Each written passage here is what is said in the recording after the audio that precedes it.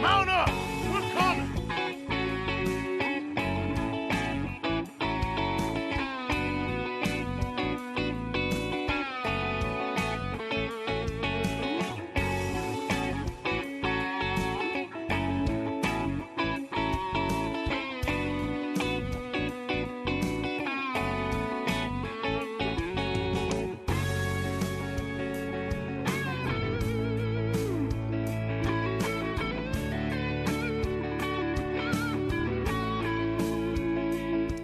Hey everybody, welcome to another episode of Purple Insider presented by FanDuel. Matthew Coller here as always, and later on this evening, Brian Murphy and Manny Hill will be joining for our Monday night roundtable. We went out to TCO Performance Center today and had a discussion with Kevin O'Connell. A lot said about where JJ McCarthy is at, what he did last week when the rest of the team was on the bye week, but JJ McCarthy was at TCO Performance Center still working, and O'Connell went into detail about what that work entailed. So we're going to bring you all of that, plus some other injury updates. We had a chance to chat with Donovan Jackson as well, along with Blake Cashman. Both of them seem like they are on their way back. Not sure if either one will play this week, but promising that they are both back at practice.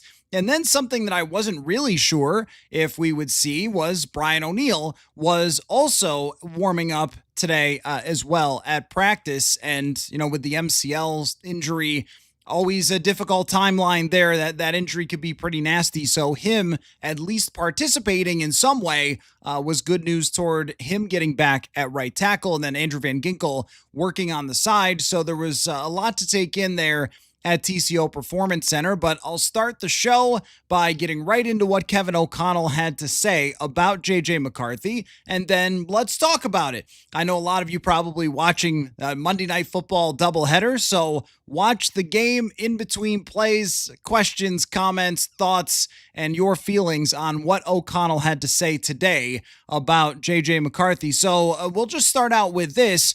O'Connell was asked about what he saw from McCarthy last week when they were working out together inside the facility, presumably with not a lot of the team, but at least doing some work with Kevin O'Connell. The coaching staff was still there during the bye week. So this is what O'Connell had to say about his work with McCarthy. What did you see from JJ last week during his time with the bye, and then where do you think he's at as this week practice week starts? Yeah, we had some good work last week. It was great to get back on the grass and had some good sessions out there, kind of getting back to a lot of the principles of lower body mechanics and things that had been really good parts of his early journey here, and didn't even hit me till we were out there. He had practiced one time since we had left Chicago. He had practiced one time officially. So a lot of the things you're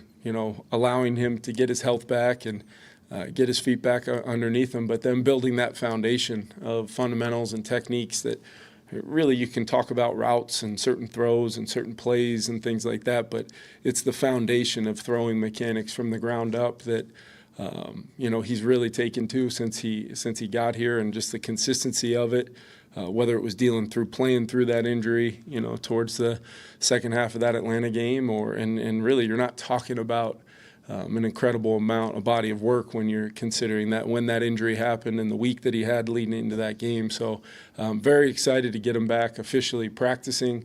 I don't necessarily want to put a percentage on where I think he's at health-wise, and I think this week will be massive for our whole team. So there is O'Connell talking about last week, and it was a theme for O'Connell to focus on the fundamentals and technique, which I know is a little bit vague, but he also continued to talk later about the footwork element and how important that is for JJ McCarthy to have right. And he kind of repeated something he said last Monday about the decision-making of Carson Wentz and how he hopes that McCarthy has been able to see from Carson Wentz and take away that sometimes it's not the first read, it's just a quick check down, but getting through those progressions quickly. So it sounds like what they've kind of done after that Atlanta game is wanting to get back to almost, and I say this like this is just trying to feel out with the comments. It's not something he said, but read between the lines a little, get back to almost minicamp mode, because all the stuff that he's talking about, it sounds like what KOC would have been talking about in minicamp back in the spring, of the footwork, and it has to start there and getting through the reads and progressions. That's not usually stuff that you discuss during the middle of the season where a quarterback is coming back from an injury. Normally you would just be talking about, well, we're getting him back and he's back in the lineup and we're going to play him and so forth. And I think that shows you a couple of things about O'Connell's mentality with this. Number one, I didn't walk away from today saying, wow, lock dead guarantee they are starting JJ McCarthy. I don't know if they will, and it might depend on what they see throughout this week in practice, but I definitely didn't think, oh yeah, it sounds like they're good to go, he's all set. It still sounds like what he sees behind the scenes is going to make a big difference with McCarthy. But I think it also shows the attention to detail with Kevin O'Connell in general, that he needs to see this stuff. And he's got this list, this checklist of different techniques, fundamentals, footwork, all that stuff that sort of sounds like coach speak, but also is extremely true. And McCarthy has to get them down. And I felt like this offseason, he did a better and better and better job as training camp went along of getting that stuff down. And in the first game against Chicago, as bad as it looked through the first 3 quarters, there were plenty of times where he did make the right decision, or he did get the ball out quickly, or he did decide to scramble at the right time. And then we go to the Atlanta week, and O'Connell has mentioned it numerous times now about him missing that practice, which, I mean, you can read into that however you want. I think it's just a statement of reality that coming off of a Monday night game and then not being able to practice in a short week, he feels really impacted McCarthy. And then now he doesn't get to go back on the field and play Cincinnati and get locked back in to the timing and all that sort of stuff. Kind of a get right type of game that it would have been for McCarthy because of the injury. So he's decided to bring it down to the brass tacks and say, all right, let's get back to these most simplistic things about this offense and about what you're doing as a quarterback. Because when you play without your left tackle and you play under pressure and you play against a team like Atlanta that threw a lot of different looks at them, it can throw off all of that stuff. And I felt like even just as a thrower, McCarthy had gone back to some of the habits that he had early in his time and even in college against Atlanta. And I think that's what KOC is kind of getting at here, is let's have a reminder session of getting those things down. So he was asked directly, of course, whether McCarthy had a chance to start on Sunday. And here's what O'Connell said. Do you view him as a possibility for Sunday's game, or is it more of a longer-term thing like you're talking about with the fundamentals? Yeah, I think, we've got to prepare to try to win a game on Sunday, and Carson, as well, working with, his left shoulder, he'll practice as well. But we really want to get our team ready to go, and in the process of doing that, JJ has his plan of attack that we want to try to make sure we maximize every single day and prepare all of our guys to be ready to go and make the best decision for our team, and then also for individually for each one of those guys as we get closer to it. But not ready to say yet exactly where he'll be at towards the end of the week. Want to see how this week plays out first. That makes sense to me, that O'Connell would want to see all of practice and then decide. And there are only so many minutes in the day where you get to practice, but at the same time, like, these coaches go back through every second of the tape when it comes to practice, and they go back and look at it and they analyze it. And even if it is a small sample and you don't want to be having a quarterback competition, I think what you're looking for is just, does it look like it's supposed to look from a technical standpoint?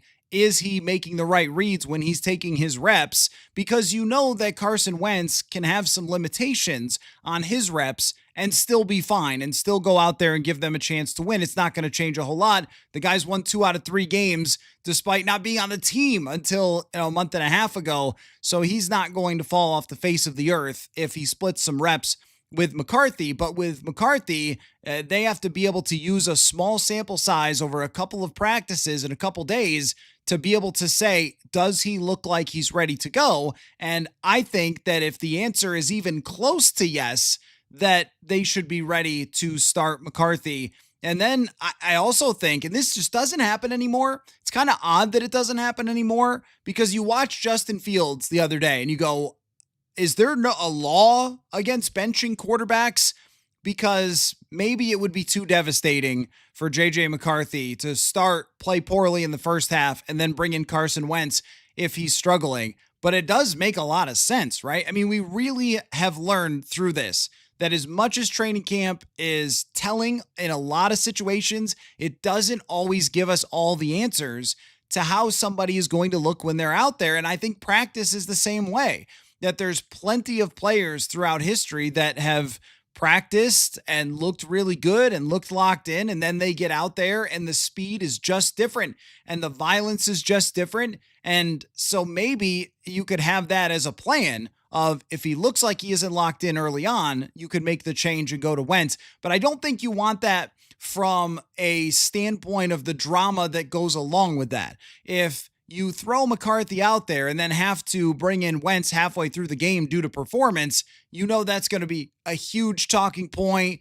You know that it's going to be crushing to McCarthy, that it's going to look from the rest of the team at KOC like, do we know what we're doing exactly here? So he probably has to be, like, in a logical world, in a not NFL, the whole world is insane, that would make sense. Like, put him out there, see how he looks. If you don't like it, pull him back.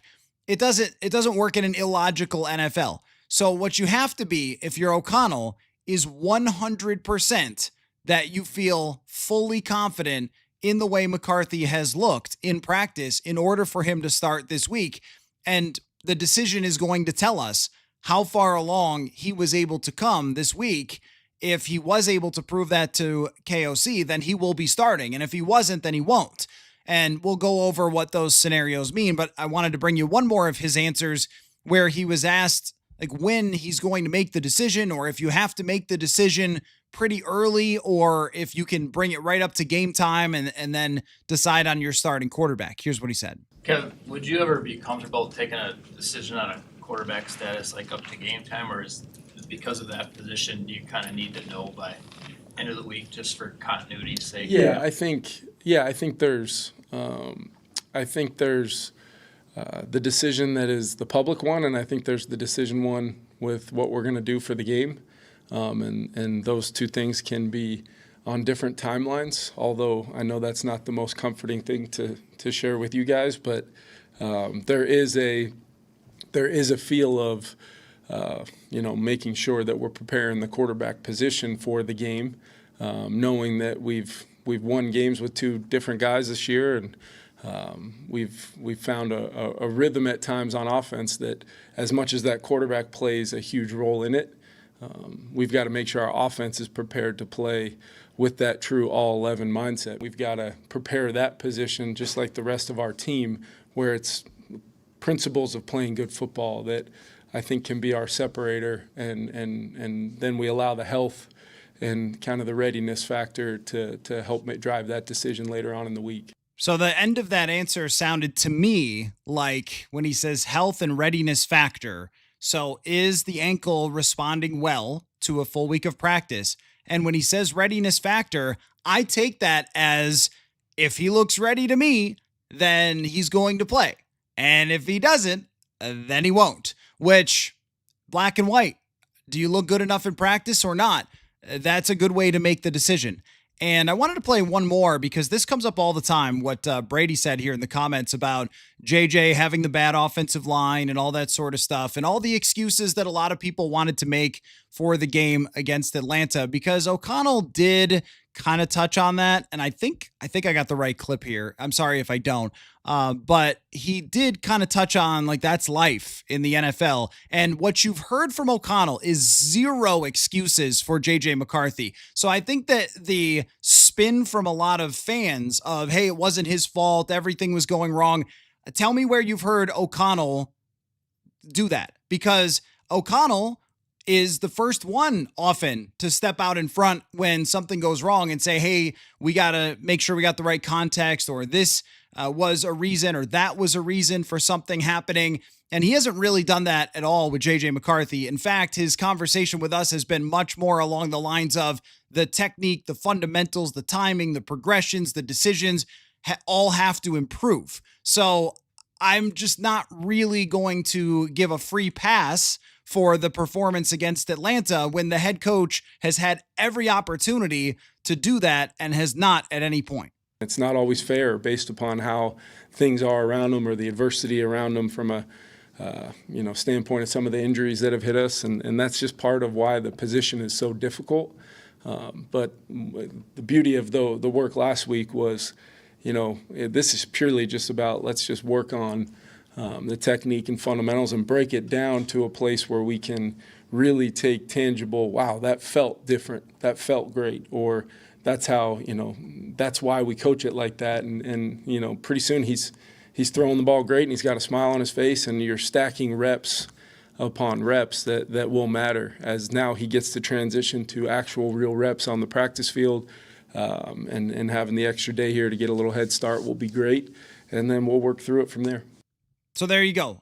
Working in practice on those things, getting that footwork locked back in, and sounded like that was going okay. I mean, I guess it should when there's no defenders out there. But the beginning of that clip from Kevin O'Connell, and he said, it's not always fair. Baker Mayfield won a game with his wide receiver 4, 5, and 6 in the game. And if you're saying, well, Baker's a veteran, right? Yeah, but who are you competing against? What's your goals here? If your goals are to win games and to compete for the NFC North, then we can't have every single time somebody is out of a lineup being like, well, too bad, can't win, just can't be done. Sorry. That's not how it works, because Carson Wentz was able to win a game where he had 4 backup offensive linemen. Look around the league. I mean, San Francisco has half of their entire roster out. A lot of people have injuries. A lot of people have shortcomings. Drake May doesn't have a very good offensive line. Won a game yesterday and has had a couple good games strung together. And yes, it would have impacted McCarthy more because he is a younger player. Clearly it did. But there is every chance there for O'Connell to say, hey guys, you're being too hard on JJ. You've got to understand he didn't have his tackle or whatever. And he's never said that. So I think that the analysis of McCarthy's first 2 games is that the head coach felt like he did not see enough of the baseline stuff from McCarthy to succeed, and then took this week to work directly with him to try to get that stuff back on track. Now, you can also say at the same time that one game where he lost track of his fundamentals and wasn't getting through his reads and was extremely slow getting out the football and made a ton of mistakes does not end his career. And if he gets back on track this week and starts against Philadelphia, well, they just lost to Bo Nix and they lost to Jackson Dart, and McCarthy has a chance to have the light come on. He needs more football in order for us to really get a sense for it. But I think that we can put to rest all of the excuses that were made for the Atlanta game and pretty clearly say that it wasn't good enough. And you didn't need a great quarterback play to win that game, by the way. But we just don't have to relitigate that game time and time again when this is how O'Connell has talked about it. I also think that this right here, that discussion, is why you hire Kevin O'Connell. That he spends the bye week identifying what the issues were and getting in the building and working directly with JJ McCarthy, trying to fix them to the best of his ability. And with some quarterbacks you can and some quarterbacks you can't, but needing more reps and more breakdown of the exact things that he was having go wrong against Atlanta, And as he said, like having a smile on his face, getting the technique back together. But you only get that if you have your head coach working with him. So he's going to get the best that you can get for coaching. And then when he does come back, if it is against Philadelphia, then he will have his tackle, he will have his receiver, and we'll get a better sense of where this can go. But I also wanted to add, before I get to your questions and comments, that we don't have to make, and I know a lot of people will, but you don't have to do this. You don't have to engage. If he doesn't start against Philadelphia. If he does not start against Philadelphia, it's not over, okay? It's not the end of his career. JJ isn't cooked. He's not finished. KOC hasn't given up on him. The organization isn't bailing. I'm sure that if it's Wentz that starts the game, that will be a lot of the conversation, and it's just not. What it will mean is that he thinks this is going to take more time, and that he is not just ready to play one game. He's got to be ready to play 2 games in 4 days. And if he doesn't feel like he's ready to play 2 games in 4 days, that's okay. That doesn't have to mean, call it, folks. It's over. Good night, JJ McCarthy dream, and put that to an end. Let's start looking for the next franchise QB. It doesn't have to be that way. And I don't think that O'Connell is going to rush him out there if he doesn't feel like he can get those things down, because you're just setting him up to fail if that's the case. And it hits me hard every single weekend that I watch football is how many of these guys had pasts where their coaches were changed, or the teams gave up on them, or they had a bad game or two, and it seemed like it all devolved and collapsed from there. I don't think that Kevin O'Connell is going to let that happen with JJ McCarthy. So questions, thoughts, feelings on what Kevin O'Connell had to say. Buddy the dog is playing next to me if you're hearing that. And let me get you the FanDuel question of the day here as well, which is the Tampa Bay Bucks and Indianapolis Colts are top 5 teams most likely to make the playoffs on FanDuel. Who would have ever seen that coming, that the Bucks and the Colts would have been in the top 5 at minus 1,400 for the Bucks and minus 520 for the Colts, both in the top 5 most favored teams to make the playoffs on FanDuel. Give me your biggest surprise team, good or bad, the team that has totally shocked you for the results through the first 6 weeks of the season. That is the FanDuel question of the day. Your biggest shock. To me, it would probably be the Colts. I mean, I remember when the Vikings got Daniel Jones, I said, look at this guy's performance recently. He had gone 3-13 with more interceptions than touchdowns. And I said, what's the point of getting Daniel Jones? The guy has been so bad that he just can't play, and he's more of a backup, and move on, right? There's no reason to have him. And yet he's come out with Indianapolis and led them to the top of their division, and they're a very, very strong overall football team. Didn't see that coming. That would probably be mine, but interested in yours as well. So let me rewind here and get your comments, your thoughts about this situation. And then also there's a few other things that I do want to touch on. Let me just get to that real quick. Za'Darius Smith just retired. He played a few games. He played against the Giants the other day and then just decided he retired. This is the best break the Vikings have gotten all year. Za'Darius Smith is a Viking murderer, so much to the point they had to get him away from the rest of the teams. And he was great in the year that he was a Minnesota Viking. Unbelievable Green Bay Packer. He crushed them in the game last year against Detroit in Week 18. Za'Darius was phenomenal. He should have waited one more week, my dude. One more week, Za'Darius, and you probably would have got 3 or 4 more sacks on the resume. He's just been unreal against them. And now when you look at Philadelphia, when they do have a Jalen Carter, assuming that he's going to be back and healthy.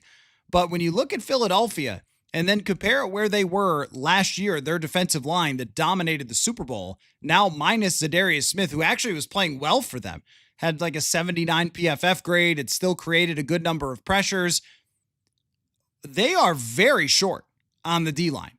And they are also potentially going to be short Quinyon Mitchell. We'll see if Quinyon Mitchell ends up playing or not.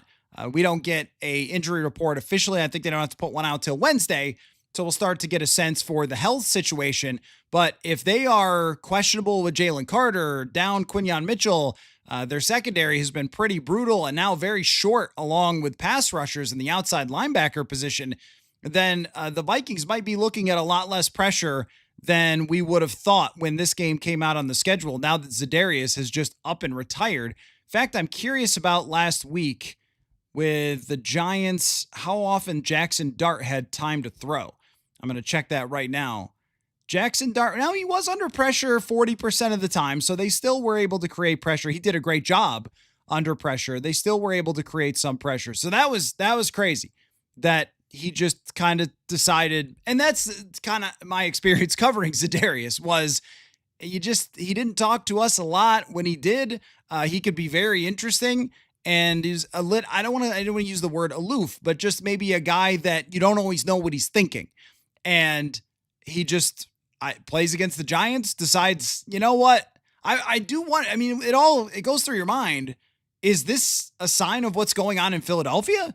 That Za'Darius wouldn't want to stick it out? Maybe wasn't enjoying that locker room? I don't know.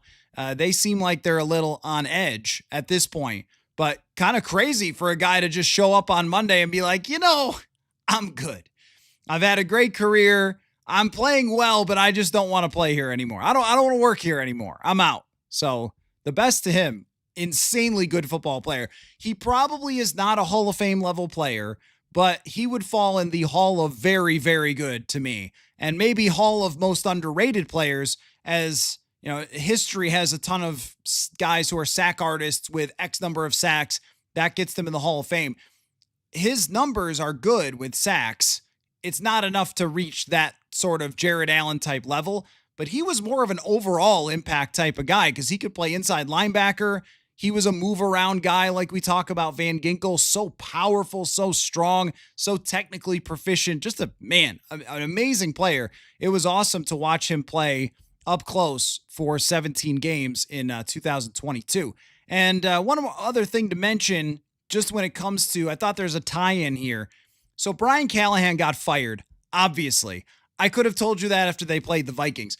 I always think that I can evaluate an opposing team's coach with how they play against the Vikings. Because the Vikings set a baseline. Some of you will say, KOC can't go. Look, we know that KOC and Brian Flores are top coaches.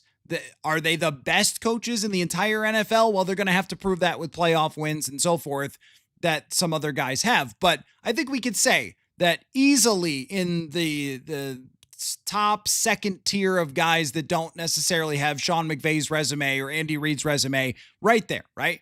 So if your team just gets outcoached and run completely out of the building, I'm going to assume your coach is bad and that he's going to get fired soon. When the Vikings played the Titans, that's how I felt. I felt like Brian Callahan just had no chance. And his roster is bad, and there's lots of excuses. But when your roster is bad and you never win any games and you're melting down all the time at the podium, it's pretty clear you're not even squeezing enough out of it to look like a competent team. So an unfortunate hire there and situation. But here's what the tie-in is, and about KOC and his handling of JJ McCarthy. Everybody wants to see the young quarterback. Always and forever, every single fan base, every single ownership, probably every player, and you see so much hype and inside the building and everyone wants the young guy to play. And yet, I saw this today, that the last 4 number 1 overall picks, their coaches got fired. That year. I mean, maybe there's something to this quarterback development thing, huh? Maybe the obsession with the rookie quarterback contract, and I know that's been me, but I mean, in terms of building timelines and everything else, that it forces these guys out too soon. And you still want to hit in that window. Trust me, no one believes that more than I do, that you want to hit your roster peaking with the young quarterback. But I think that there's so much to this rush because of the rookie contract that a lot of teams have put guys out there before they're ready to go, and then they're not good, and then their coach gets fired, and then 5 years later, they're succeeding with the Tampa Bay Bucks instead of the team that drafted them at the top. So there's been a lot of that in recent years. And I think it's a little bit of a lesson of patience at the quarterback position that I'm going to keep pounding that table, even if nobody actually wants that. So, all right. Now, I did promise to start getting to your questions and comments in about a half an hour. Then we're going to get Manny Hill and Brian Murphy with their thoughts and also their answers to the FanDuel question of the day, which is the team that is the most shocking or surprising to you, good or bad, with their results so far this year. Okay, let's see. Guitar person says time for KOC to step up on play calling to help out the rookie, a lot like the Broncos did with Bo Nix. I mean, Bo Nix is in a bit of a different spot. Also hasn't played well this year. I know what you're saying. Like, they believed that there was no way the Jets were ever going to score, so they just said, don't screw up. But they scored 13 points. I'm not sure we can really look at that and say, great stuff. I mean, maybe you mean last year easing him in to things, but it has always felt like Sean Payton is terrified that Bo Nix is going to make mistakes, which is not how KOC coaches. There is a balance here. There is a balance because if you only throw short passes and then the occasional prayer, you end up like Joe Flacco yesterday. Like Joe Flacco, hey, they need more short passes. Okay, well, you can average 5 yards per attempt in doing that. You need to be able to have a balance offensively. I do think that there wasn't enough clear schematic stuff to get the ball into the hands of Justin Jefferson and Jordan Addison that we did see in the last couple games, especially against Cleveland. The play that stood out to me the most was lining up Jefferson in the backfield, but there was also another really nice little slant that Jefferson ran, caught it, got 8 or 9 yards. Stuff like that is clearly just schemed up. Get the ball, get it out of your hands. You're probably not getting 20 yards, but maybe you break a tackle and you get a first down. You're just looking to make sure the football is in the hands of Addison and Jefferson. But there's only so much of that you can do. There's only so many quick outs that get 5 or 6 yards. You've got to run the offense. It's been called a Ferrari. That's what you have now with Addison back. You have Addison and Jefferson, two of the best receivers in the league. Naylor can catch the ball. Hockenson is prolific at times in his career underneath. Everything shouldn't have to be all schemed up little short dinks and dunks, because otherwise the defense is going to know that and they're not going to let you get away with it. So the other thing is too, that McCarthy didn't execute that stuff at all. They called it and he ran it. And I've read the numbers before and it wasn't on time.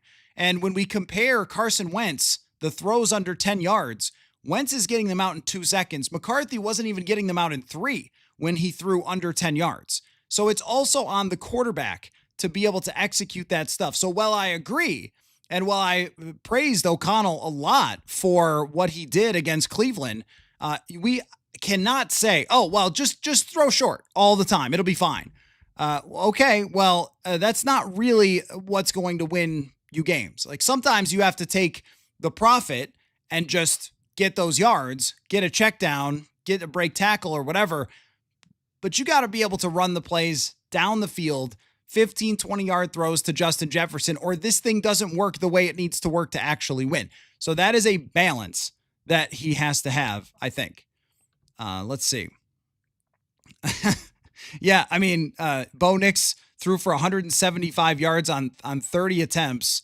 That's not good. Like that's actually really bad. So you're going to not win very many. I guarantee you, if you looked up how many times quarterbacks won a game where they threw for 175 yards on 30 attempts, the answer would be very, very low. Not very many times that you're going to win a game like that. So, all right, I've gotten a tad behind. Sorry about that.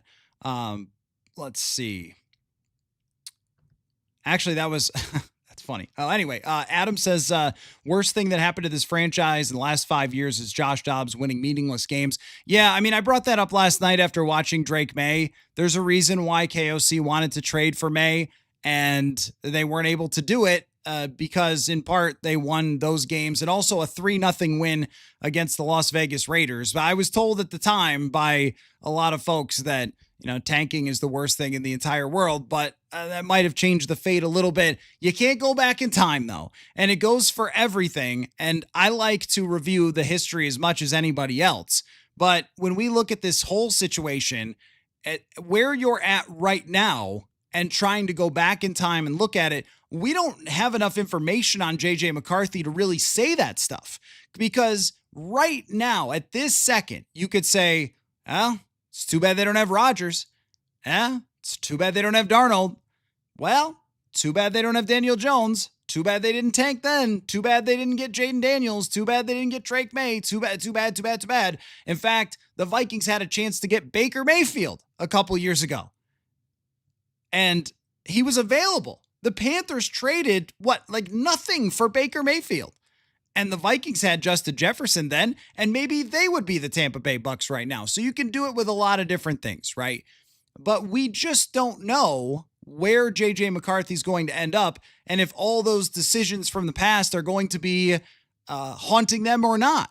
If Sam Darnold wins the Super Bowl, then yeah, you can definitely look back and go, you know what you should have probably done? Kept Sam Darnold. Although I will say, that man is playing awesome football. Their offensive line isn't that good, and he's making some throws. He's doing the Sam Darnold stuff. It wasn't a fluke. It wasn't a fraud. It wasn't a joke. Is he the best quarterback in the league? No. And do I think the Vikings, minus several players, would have had a real shot at the Super Bowl with him? Can't quite get there at the moment, but Sam Darnold's playing really good football, but we just don't have anything to compare it to. Aaron Rodgers is playing fine football. Their division is an absolute joke, which is shocking. That's the most shocking thing for the FanDuel question of the day. Their division's an absolute joke. They're going to win it by default because all the other teams are just bumbling over themselves. But still, we don't have anything to compare Rodgers to other than 2 games, 1 win, 1 loss. One game where McCarthy plays well on national TV, enough to win in the fourth quarter and has some great moments, and another game where it's not good, and that's it. Well, we can't really go back in time and, figure out, hey, is it a better choice to do this or that? Because we don't know yet. We don't have enough to say. So, I get where you're going with, and I've had that thought, and I probably said that a little bit last night after watching Drake May play. I think it's no question about why Kevin O'Connell wanted to draft Drake May. He saw all that stuff, and it was pretty evident that May had all the physical talent to be a superstar. So, Michael says KOC should put JJ in the game and soft bench Wentz. Well, it's not a soft benching when he's the backup quarterback. That's not really how that works. Let's see. Brady says, sick of every single Vikings reporter making this a thing. Oh, scary. Do you start him against the Eagles? Okay, the schedule looks hard. Where do you start him? I think that's a fair point, and the Eagles don't look as scary right now. I think that the issue would be starting him in back-to-back games. If he wasn't ready on a short week before, then is he going to be ready on a short week now? And I generally overall agree with your point that if you try to wait until the perfect time to start him against the perfect team in the perfect scenario, well, there really isn't one. It would have been, hey, Cincinnati, had he stayed healthy, would have been the best place, because Cincinnati is just terrible from start to finish. From offensive line to defense to secondary to pass rush to quarterback. They're just awful. That would have been a great get right game for JJ McCarthy had he remained healthy through the Atlanta game. But you can't go back in time with that either. And all the opponents coming up are going to be difficult, but they're not impossible. The Chargers defense, it's flawed. The Eagles defense is banged up. It's not what it was last year. The Lions defense is banged up. Baltimore's defense has been horrible so far this year. Chicago is nothing special. These are the opponents that are coming up. You have to just decide if he's really ready. The decision should not be made on who you're playing, because Philadelphia's defense just allowed Jackson Dart to be awesome. He threw for 195 yards on almost 8 yards per attempt, had an 89.7 PFF grade, 68% completion percentage. He was really good. And he's a young quarterback and he's just figuring it out. So it's not the Eagles for me. For me, it's not the opponent. For me, it's entirely, do you think that he is ready to do this in terms of the most baseline stuff of the offense? And I think by now we've seen enough KOC offense to know exactly what he's talking about. I mean, the Kirk Cousins special was that out route to Justin Jefferson. And then we saw Wentz do it last week where he drops back, hits the back foot, the ball comes out way before the break. He goes into the break, bang, makes the catch, and it's an easy 12 yards or an easy 8 yards where you can get that to him or Addison anytime you want if you do it right. Like the interception is a good example against Atlanta. If you go back to that one in your head, that's an out route that he throws too late. And the defender just has a chance to close and then make a play on it. And it's not the most accurate ball or thrown into the right spot either. Those are the types of plays that O'Connell is talking about. So it has to depend for me on when they look at the practice tape, how is the timing of those routes? The decision-making is a little bit harder because you can't hit him in practice. But in terms of those types of plays that are the ones we see time and time and time again in this offense, and that also might be seeing when Jefferson is going on a post and reading a safety. And this happens all the time. They'll have two deep safeties. Jefferson's going on a post over the middle. And if one safety leans one way, then you're throwing it. And if he leans the other way, then you're checking it. And that's the type of stuff that has to happen lightning fast. So can he do that stuff? It's not to me, who are you playing? Because Philadelphia is okay, but they're not incredible. They're just okay. I assume it's Ryan, R-Y-N. I think the offense is 10 points better and a whole 2 seconds faster with Wentz. It is it just speaks to football. It's about 3/4 of a second faster when you look at the snap to release. But that's a lot when you think about like one misses, like that's some time. And that's how fast everything works in the NFL. And yeah, they have been better in terms of their production, but I also don't believe that Carson Wentz has played so well. If this was the way, just for example, if this is a different world, like imagine a world where instead of Carson Wentz, it was Sam Darnold and he played like he did last year against Houston, San Francisco, Green Bay, the beginning of the season, and he played like that off the bench. And it was a guy who was fairly young or just getting to his prime, and it was a top draft pick, and he had a huge arm, and he just set the world on fire. Then I would be saying, look, guys, don't worry about whether he was drafted 10th overall. That's kind of sunk cost. Like, just roll with this guy and see where it takes you. But that's not Carson Wentz. Carson Wentz is a veteran backup quarterback who has some limitations, including trying to make plays out of structure that he can't make anymore, trying to be a playmaker and taking sacks, and taking hits, and making some mistakes throwing the football because he's trying to do a little too much. The accuracy has not been super great for Wentz. It's really just been as good as you can get for a backup quarterback. So they are better at the moment when we compare his 3 games versus his 2 games. It's not much to work with, and I don't think it gets better with Wentz, where it can absolutely get way better with JJ McCarthy as you go along. So, let's see. Mr. Mayor says the Venn diagram of Kirk Cousins and people who keep throwing out excuses over and over for JJ McCarthy in his 2 games is a circle. Yeah, I don't know about that. I mean, I get what you're saying, because it does sound a lot like every time Kirk would lose a game, it would be the right guard's fault, even if he wasn't getting rid of the ball, or even if his athletic ability was limited and that cost them, or just those disappearing act Kirk games that were frustrating through the years. As many as there were great games, by the way. There were ones that you just didn't understand what happened, why Why was that ball thrown in a certain direction that was picked off? Why was there the strip sack? Why didn't they start succeeding as an offense till they're down 20 points? But yeah, you're right. That often came from a lot of fans with, well, it was somebody else's fault. It's Zimmer, it's the guards, it's whatever. So it has the same ring to it. But I think the context is very different, where Kirk had his fans and those people had stuck the stake in the ground day one and decided Kirk's great and he's going to take us where he's going to go. And they never moved off that. And that's fine. I mean, there's major media personalities that do the same thing, so you might as well.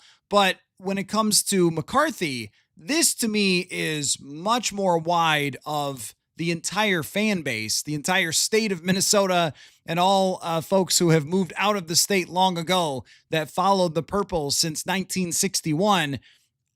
All of those people are following JJ McCarthy and wanting it to work because everybody knows, no matter where you jumped on as a Vikings fan, if you jumped on in 1961, if you jumped on in 1989, if you jumped on in 1999 or 2004 or 2012, or no matter where you went, you would have said, man, that thing they're still searching for is a franchise quarterback. And the only people who got to see it was those folks from the 60s, but they didn't really get to see it until Fran Tarkenton left and then came back and was so great and went to the Super Bowls. So even the early people would have been saying like, oh, Fran's not good enough. Where's the next guy, Gary Quazzo or whatever? I mean, just right. So at many times in this team's history, even the earliest days, and then there was a section where Fran's the guy and he's one of the GOATs. And then past that, you're still looking for that true franchise quarterback. Touchdown Tommy at one point looks like he's that. Dante Culpepper is that for a few minutes. Teddy is that for a few minutes, but they've never locked into it. So when you have an opportunity with a top 10 drafted quarterback, everybody is leaning into the screen and wanting to see him and wanting him to succeed. And when it doesn't go well, also wanting to say, no, it's fine. It's still fine. It's okay. There's a great Simpsons bit. This goes back way too far. There's a great Simpsons bit where Homer is barbecuing and Lisa pushes the pig down the hill and Homer says, it's just a little dirty. It's okay. It's okay. And then it goes in the water. It's just a little wet. It's okay. That's kind of how it's felt over the last few weeks. But I don't want to say that this has gone any direction yet so far. It's gone no direction. There's been a little bit of good. There's been too much bad. And then there's been an injury. Incomplete grade through the bye week. Very much incomplete grade through the bye week. So I get why people would have that feeling and would have that reaction to any criticism of JJ McCarthy in his game against Atlanta. But when you listen to the head coach of the football team, didn't hear a whole lot of excuses or even explanations that, oh, it was this or it was that. He's essentially just come out and said it. The fundamentals were not there to win that football game. And there were way too many simple baseline type of mistakes that were the cause of him not being able to win that game. So, or at least perform at a level that would have given them a chance.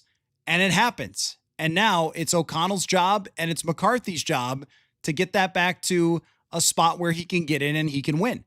And the first step is for McCarthy to go out there and practice. Look, it's Carson Wentz. It's not Josh Allen that you have to beat out in practice this week. It's Carson Wentz.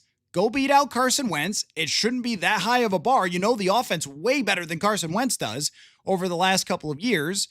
Everyone wants you to be the starter. They want you to succeed. Go out and do it. And at some point, you just have to, instead of, well, they didn't call the right plays, they didn't block this right, whatever. It's on him. It's on him. He's had a long time to learn the offense, and he had all summer to be QB1, and he didn't perform that great in the first two games, but now it's on him to prove to O'Connell, to prove to Jefferson, to prove to Addison, to Hawkinson, to everybody on this team that came here to win, that he's ready to do it. And if he's not, then they stick with Carson Wentz. And then we go from there. But there's a lot of like, oh, it's not his fault. It's okay. It's okay. Well, at some point it's the NFL. And if he can't do it, then he can't start. And they're, like O'Connell said today, I mean, first and foremost, you have to win a football game. I mean, there's so much of the attention on, hey, can McCarthy get his feet in the right spots? But they're 3-2, and look at the NFC. It's very mid across the board, including the Philadelphia Eagles. It's just very meh. The Packers, did they impress you yesterday? Didn't really impress me. They were okay. The Lions played a good team, and for the second time this year, the Lions played a good team and lost. They have 4 wins against bad teams and 1 win against a good team, or no wins against good teams. So is that who Detroit is? That's not that mind-blowing. They've got half their team hurt. So they have to make the decision of who's going to be able to win. And if McCarthy isn't that guy, then they're going to have to go with Wentz, and he's going to have to prove it at some point. So whether you make excuses for him or not, like, that's the reality. Zoomer says, Zoomer Kev, are the Eagles actually imploding? That would be so great. We're going to find out. The only hesitation for me is on whether they're imploding is that last year at one point, there seemed to be a major beef between A.J. Brown and Jalen Hurts. And then all of a sudden there wasn't. Then all of a sudden they got it together and they clicked and they went and won the Super Bowl. So we can't totally dismiss the idea that those two and this offense can work it out. Jalen Hurts has not been fantastic so far. Also, they're in the pressure cooker to where being 4-2 and having just okay results is getting destroyed, where most teams at 4-2 and looking at the performances of the quarterback and receivers and defense and everything would be like, oh, we're pretty good. But if you're the Eagles and you've won the Super Bowl, your standard is higher than that. I could see, though, here's what you really want. And I don't know why this clicked into my brain. There was a game many years ago with Gus Frerotte starting against Jeff Garcia. The 49ers came to Minnesota, and Gus Frerotte played amazing. I think it was Nate Burleson's first touchdown ever. Gus played incredibly well, just throwing bombs.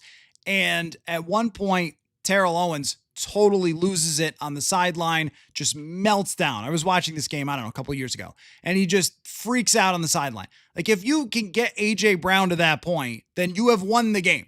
If you could get A.J. Brown to the point of having a meltdown, then you will win this football game. And that's what the Vikings need to do, is they need to take advantage of where Philadelphia is at with their drama, because it's teetering. That's how I see them. They're not fully off the cliff yet, but they're teetering on that drama. So if you can get them down early, get them frustrated by a few 3-and-outs, then you could see a pretty early sideline Gatorade bottle throw or something from A.J. Brown. But this is how things go in the NFL, where one year you win the Super Bowl and you're unbelievable, and the next year, I mean, they got eliminated from the playoffs by Tampa Bay the year after they went to the Super Bowl last time. It's really hard to do it time and time again, and I think we see that all the time. Michael says, how long are you willing to wait on JJ? Jefferson and Darisaw will be 30 by his 5th year, and we rank 25th in age. Yeah, that's a good point. It's a really great question, is how long? And I think what history would tell us is that if this year, I mean, it almost seems impossible that he wouldn't play again this year, right? Like, they want this to happen. You heard O'Connell say, like, about getting him back out there, performance and health. Like, is he good to go? But if we get to the end of this year and still feel like there isn't even hints one way or the other. So just for example, Atlanta's playing tonight, and I don't think any of us really knows about Michael Penix and whether he's a franchise quarterback or not. But Michael Penix sold Atlanta on being that guy last year when he got in the game. And it wasn't a huge sample size, but he showed their coaching staff and performed at a level that they thought, okay, we believe in this guy. We could trade a first-round pick for a pass rusher. We can go all in around this guy. We buy in.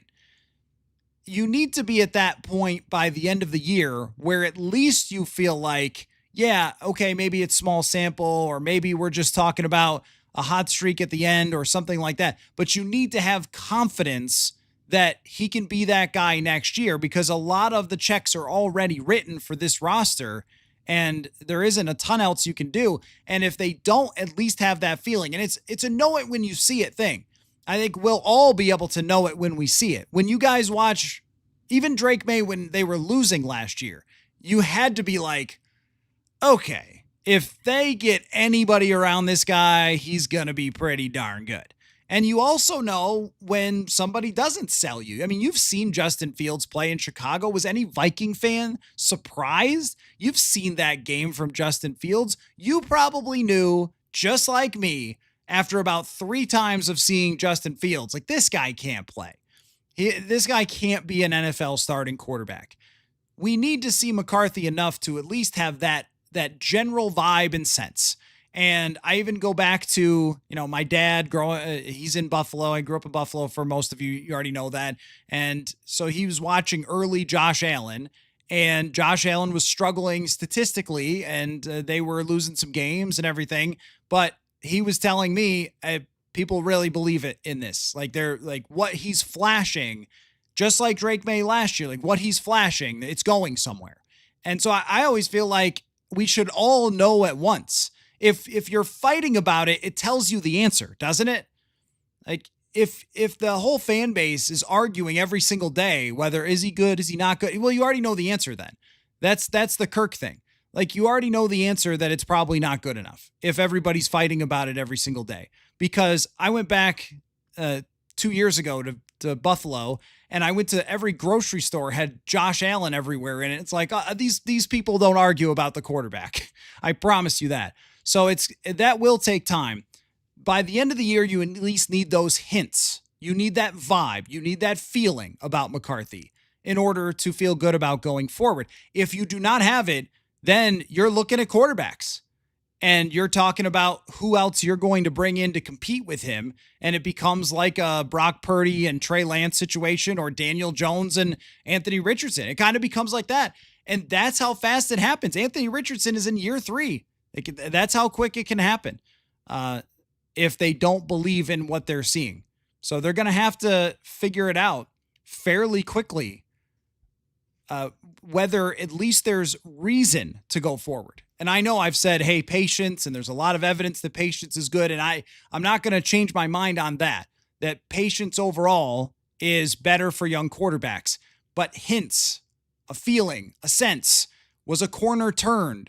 Did he get back in and win some really cool games and start to show you something? And then I still think there's a high end of this where it goes really well in the second half of the season. And then you start to see the first round, 10th overall draft pick. It's just so hard when you haven't been able to get him actually on the field and playing to assess anything. Zoomer Kev, Colts were dead last in fan optimism before the season started. At 7% lower than the Saints. That's interesting. Now they look like an AFC contender. Yeah, the Colts are the most shocking for me. That's the FanDuel question of the day. That the Colts are now minus 520 to make the playoffs. So very much favored to make the playoffs. I never would have seen that coming. I thought that would have been a team competing for the first overall pick. Blowfish says the game is faster than college and it's natural for young quarterbacks to adapt. No, that's the thing, right? Is that McCarthy having so little experience playing at this speed, it is not shocking that there's an adjustment period. And that's why he needs to show O'Connell that he can get these most simple things about playing the position right. Because it does move so fast. And if you don't have those right, you are just completely screwed. I mean, if you don't have the most simple things, then you are totally and wholly out of luck at adjusting to the speed. But if you do, at least you can get to a point where you're completing the open passes and where you're throwing with anticipation on the core concepts of the offense, which we know work really well. So those are things that he has to improve on, and then you can adjust on the fly to some of the speed. I mean, I didn't think that the game was too fast for him in the first week with his decision making. It was really when he got sped up by getting hit. I mean, that is where the great quarterbacks are separated, and where you have to learn is like, you're going to get hit. Jay says, come on, Matthew. I do not want JJ to start. He sucked in the first 2 games. Well, there's no debate about the performance in my mind and what it said in the first 2 games. But it also, like, think about what you just said. Like, 2 games. They went 1-1. One of them was bad. One of them was pretty good in the second half. And in the final score, they end up winning the game. His final box score wasn't bad. Is that enough? That's enough for you to say, hey, that's enough? I mean, I know people have been saying the same things about McCarthy forever, and Adam bringing back Mick handoffs, which is, I that's very clever of you, and congratulations on that. But I'm sure you've told many of your friends that, but no one really knows what he's going to be able to do when he gets back in until we see him actually do it. So there's folks that are super confident on either side of it, but I don't think we really can be until we actually see him get back.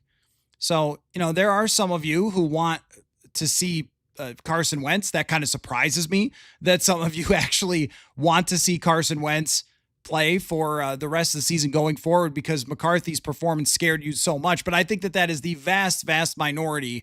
The extreme majority of Vikings fans want to see him back in the game and want to see where this is going to take them. But I would just suggest that if O'Connell doesn't feel comfortable with that we give him more time.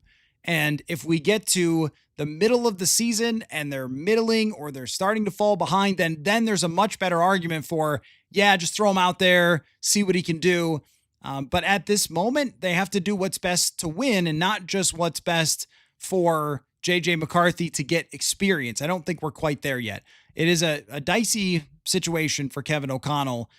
Even just making this decision is going to have to be on a handful of practices and what he's seen from McCarthy this week. But I did not come away with a clear answer thinking, all right, I've got it. I think he's going to start McCarthy. It seemed to me like, show me, kid.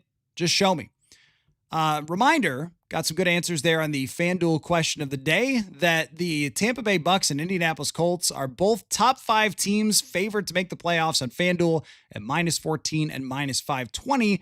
Both of those teams are pretty big surprises through 6 weeks. Who is your biggest surprise team, good or bad? So, as always, on Monday night, we have our roundtable. And if you give me a moment to get Brian Murphy and Manny Hill in here. But one of my favorite things every single week is talking with these guys on the show. So I'll let you answer that question as I load up Manny and Murph here into the show. All right. I believe I have Murph there. What's going on, Murph? How we doing? Happy bye week. Doing Happy great. post-bye week. Doing great. How did you spend your bye week? I got a little golf in. A lot of housework. I'm glad I didn't. I know there was a game yesterday morning. I didn't have to watch it. Oh my God. I slept in a little bit. And then I feel like, I don't know. I thought a week 5, week 6 bye usually doesn't look good on the schedule, but considering what the fan base, the team, the media is all, I just feel like it was perfectly timed. Absolutely. Manny, do we have you now?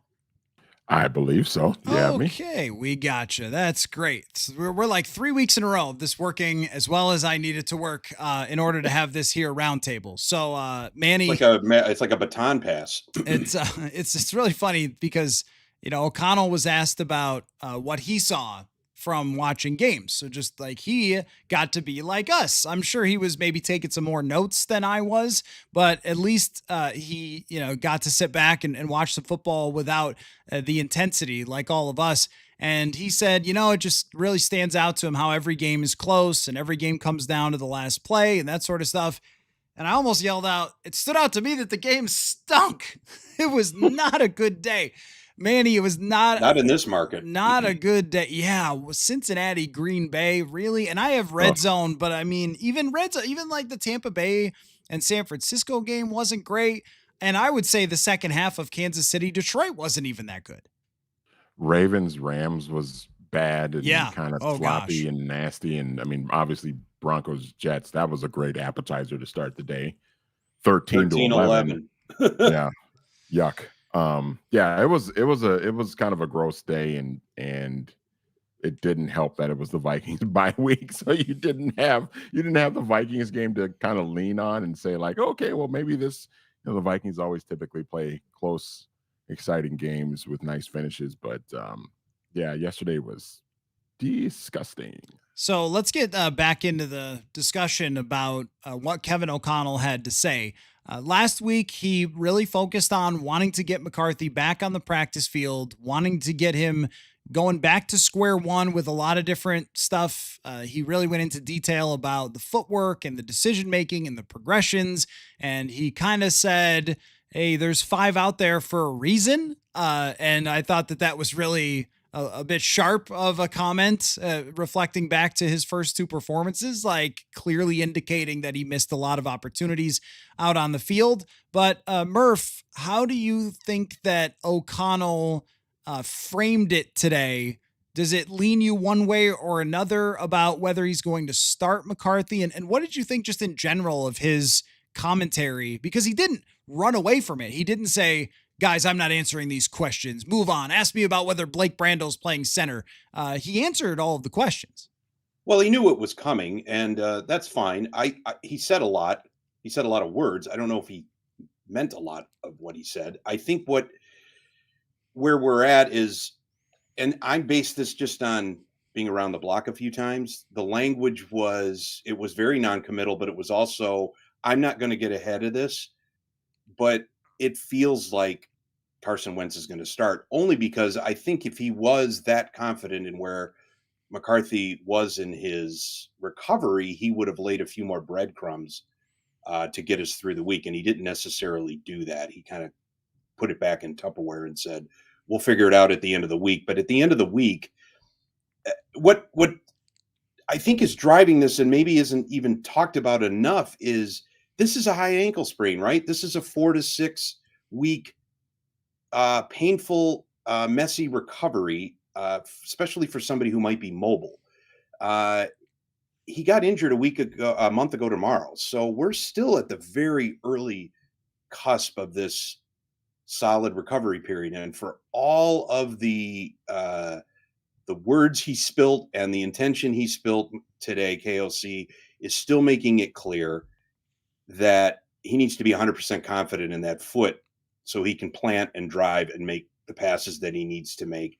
He can step out of the trouble that he's been getting into and may continue to get into, depending on where the offensive line goes.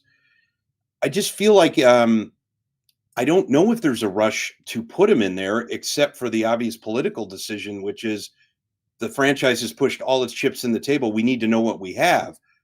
Yes, you do, but you also have a 3-2 team that is kind of teetering on a needle and could fall either way, with a roster that expects to win.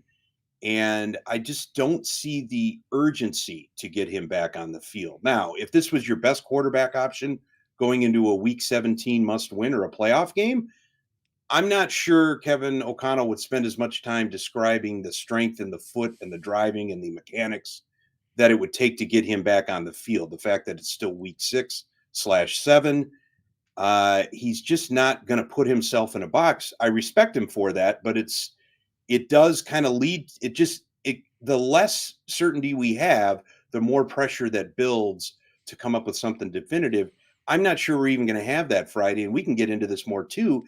He seemed a little vague, or at least not too descriptive of Wentz's left shoulder injury, kind of dismissing it as, well, it's the non-throwing shoulder and he's going to be sore and this and that. If he gets driven into the ground on one sack, are we looking at rushing McCarthy out there when he wasn't ready to start, or are we looking at Max Brosmer? I'm just saying these are things that need to be discussed all week. It's only Monday. Yeah, the left shoulder does matter. It's the old fallen shoulder a lot of times. If you get driven into the ground by Anthony Barr, that was actually the collarbone. I think it was with Wentz. I just wanted to be like, man, what did you think you were going to do on that play? Did you think you were going to just like run over those guys? But Manny, your feeling from Kevin O'Connell and the way that he has kind of laid out, I think he's done a really clear job of laying out what he needs to see from JJ McCarthy, and he won't know if he sees it or not until the end of the week.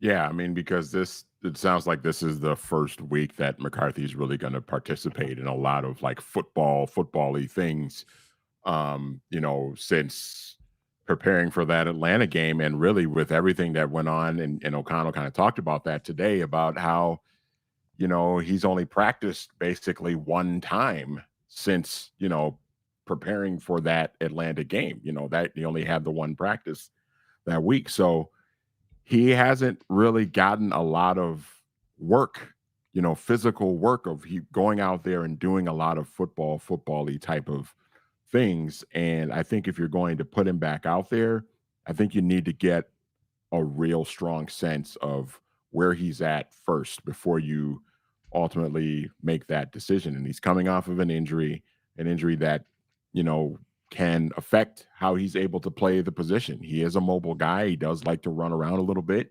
If he can't do that and he's starting for the first time in a month, what are you really going to get out of him? And are you going to get, the best kind of performance that you need out of him? Obviously, like, to your point, if this were a sort of a dire straits type of situation where it's week 18 and they're going for a playoff spot and he gives them the best chance to win, whether he's 100% or not, I would imagine he's going to be playing. But the way O'Connell kind of laid it out without actually saying it, it sounds like it's going to be Carson Wentz starting against the Eagles on Sunday. And I'm okay with that. And you know what? With the next game after that, with the Chargers being on a short week, we might not see JJ McCarthy until, November 2nd at Detroit, just because of the way the schedule is playing out and everything too. Which I think is okay if they decide to do it that way. If they decide to say, you know what, that's a lot. Like, think about, you just mentioned the date. What is it? November what? When they play? November 2nd. November 2nd. So it's October 13th right now. And you could give yourself several weeks, including that mini bye, for JJ McCarthy to continue to get 100% healthy and also lock in with some of this stuff that they're asking him to do. Because right now he just got healthy, as you mentioned, just got back to participating. So he's going to have a couple of days working one-on-one with O'Connell last week in the building. And then this week of practice with an extra day today, which is nice for him, but it didn't look like it was going to be the most intense practice. They weren't out there in pads like it was the middle of August or something today. So a light practice on Monday, full practice Wednesday, Thursday, and then Friday is not like a super heavy day practice-wise. I mean, that really gives him 2 full days and a little bit of this and that, as opposed to several more weeks to be fully ready. And then you can also assess where your team is at. Because if you go 2-0 and Wentz is awesome, then maybe you're saying, like, actually look around the league. You might be good. And this is what I want to play this game with you guys. I want to play this what happens then game. So I'll throw you guys a scenario and then we could talk about what happens then. Let's start with that one. Let's start with the scenario that Carson Wentz plays really well and they go 2-0 in these next 2 games. Murph, what happens then? Do they just stay with Carson until the wheels fall off and have JJ McCarthy ready to go? Not based on everything I've heard in recent times, and certainly in the last 6 to 8 months, or certainly not in the last 18 months. Carson Wentz was signed August 24th as a safety valve because Sam Howell couldn't win the job that they thought he should win in May. That still doesn't really affect where JJ McCarthy is in his development, right? So it's been difficult because even before O'Connell mentioned it today, it didn't dawn on me that, yes, he did have that game against Chicago. Then he went and had his first child. So he really didn't have much time after the Chicago game leading up to the Atlanta game. Then he gets hurt. We're still only looking at a snapshot of 2 professional games, 2 real games right now. So I still don't know if you don't know what you have in him, and you need to know what you have in him. I find it difficult to believe that Wentz is going to perform any better than he did these previous 3 games, and these previous 3 games were just fine. That's what he was there for. Look, if he goes off for 350, 400 against his former team, we know what that storyline is going to be Sunday, taking down the Super Bowl champs if that actually happens. I mean, it does build momentum and it does build pressure for a difficult decision. But based on everything I know about where this organization's been the last 18 months / 3 years, it's JJ McCarthy's job. If he's healthy enough to return, he's going to do it. If he looks awful in the first couple of weeks he's doing it and the Vikings are hanging on at 5-2 or 6-3, then you may have to make a difficult decision that returns the ball to Wentz. I don't want to get too far ahead on that. We know where this could head. But all indications are it's still JJ McCarthy's job to lose. And I don't know if he's lost it based on his first 2 performances. I'm not saying he can't lose it on his next 2. And you have Wentz there as the safety valve. But again, these are incremental decisions that have to be made based on performances that occur, based on circumstances on the ground that we don't know. There are known knowns and there are known unknowns, and we don't know all the unknowns or knowns. I don't know. I'm kind of blasting through my Bush era defense secretary, sayings, but I feel like we're all trying to solve the big problem and the big equation and the big question. And there's still a lot of evidence that needs to come into play before we can really do that. So Manny, if Wentz plays well the next 2 games and you were in KOC's seat, would you still say, look, McCarthy's our starting quarterback. We're playing the Lions at Detroit. He's going to start. Off we go. I feel confident in what I've seen in practice. He's taken major steps back to where I want him to be. He's QB1. Let's go. Or would you stick with Carson Wentz?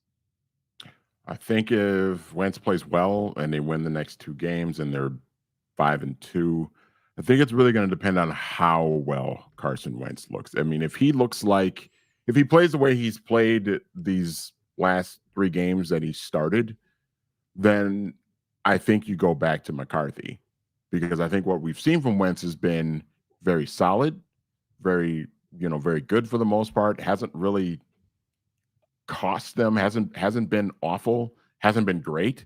I think he's been good enough, which is what you expect out of a backup quarterback.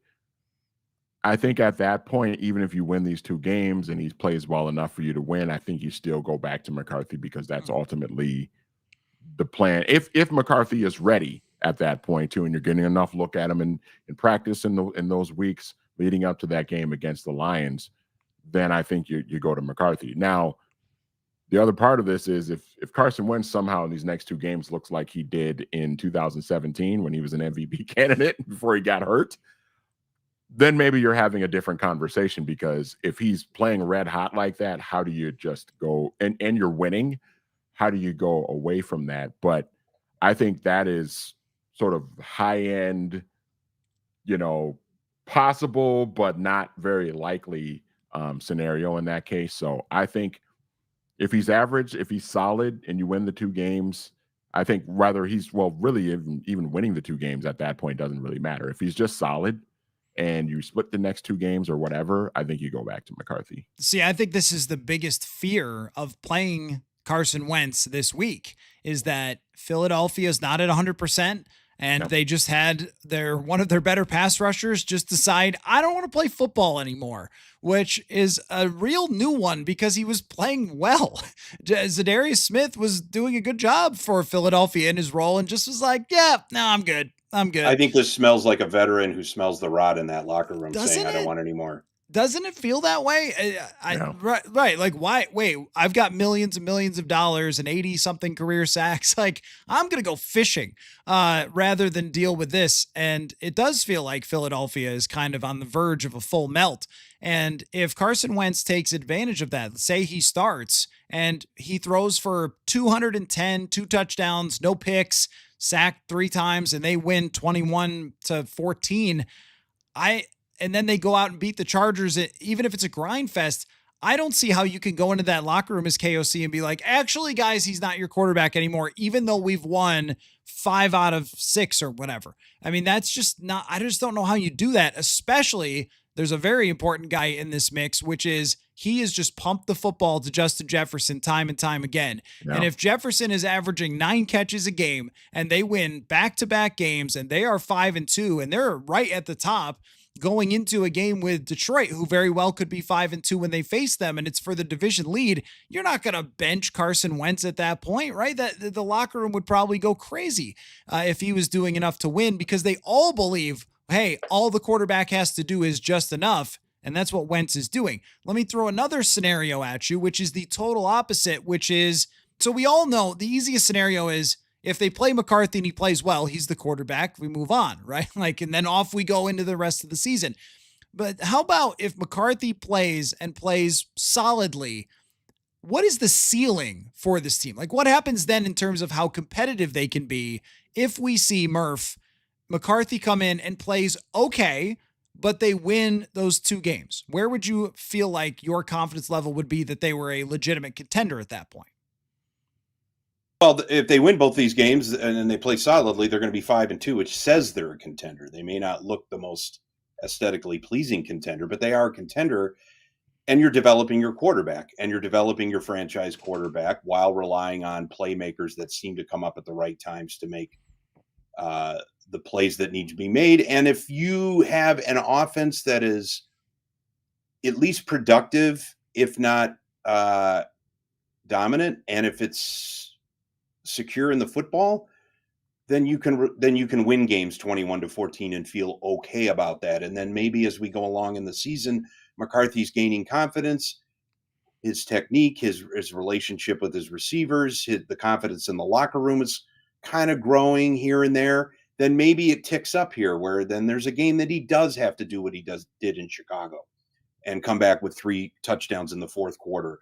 Maybe there is a moment where he has to step up, and you provide him that moment, and either he does or he doesn't. But I don't feel like the fate of the team has to rest on the quarterback. I don't think going into this season we felt that way because of the way the roster was constructed.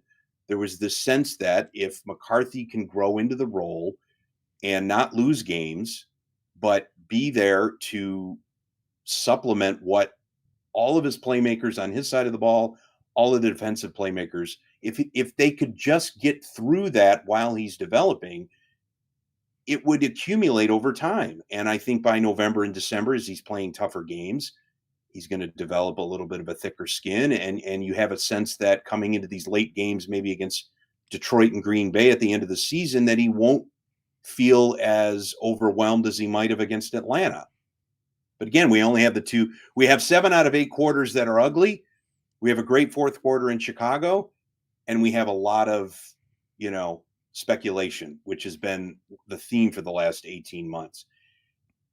You mentioned, how do you go into that locker room if Wentz plays well and you're 5-2 and you suddenly say, hey, it's JJ McCarthy's team again. There's a flip side to that too, which is if you don't actually have the confidence to make that decision, whether or not you lose guys in the locker room. I mean, Kwesi, the front office, KOC, they are all invested in the long term. The guys in the locker room aren't. And I've talked about this tension in the past. They are looking to win yesterday. But as franchise stewards, the damage you could do to yourself, your credibility, and also McCarthy long term, if you just say, let's just give it to the hot guy that we think can take us there. We also have a pretty good sample size of Carson Wentz's performances in recent years that doesn't say he's going to sustain this. You mentioned the 2017 level that he was playing at.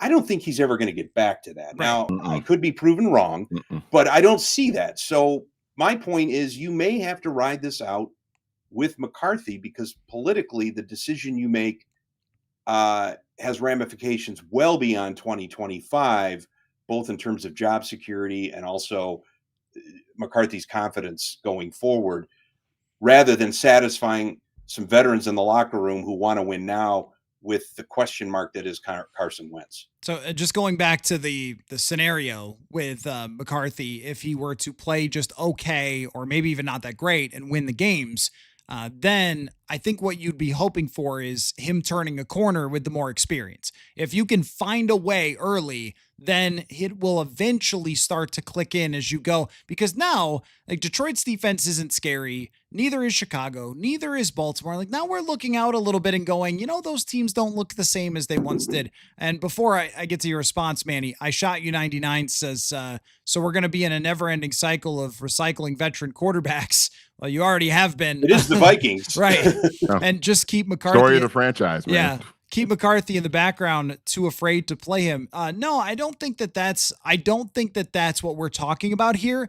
I think what we're talking about is even if McCarthy were to not play another snap this entire season, he will turn the disgusting old age of 23 next season.